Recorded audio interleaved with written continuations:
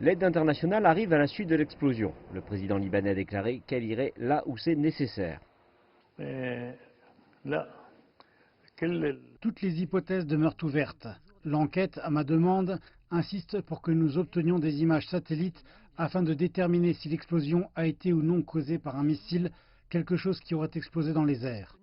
Il déclare que les enquêteurs n'excluent rien. Des agents fédéraux venant des États-Unis devraient se joindre à l'enquête à l'invitation du Liban. Nous avons réellement besoin de garantir qu'il y ait une enquête approfondie, transparente et crédible.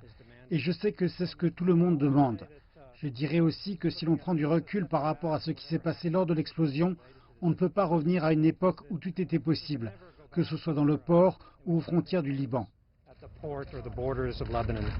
Les Nations Unies ont lancé un appel à l'aide massive pour aider à couvrir les retombées immédiates. Elles ont déclaré que les besoins fondamentaux des enfants sont leur préoccupation la plus urgente. Le premier point concerne l'éducation car nous ne voulons pas miner l'avenir du Liban et des enfants. Ils doivent absolument retourner à l'école et obtenir tout l'appui psychologique nécessaire.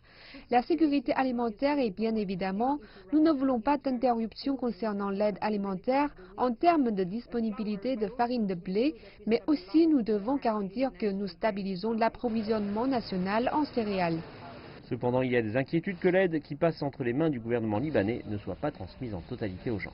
Les manifestations durent depuis plusieurs mois concernant la corruption avérée et la mauvaise gestion économique. Il n'y a aucun gouvernement qui prend soin de nous. Ils s'en fichent totalement. Et chaque aide qui vient de l'étranger, ils la prendront pour eux-mêmes. Donc c'est pourquoi nous avons décidé de nous substituer au gouvernement pour le moment et d'aider car beaucoup de gens sont dans le besoin.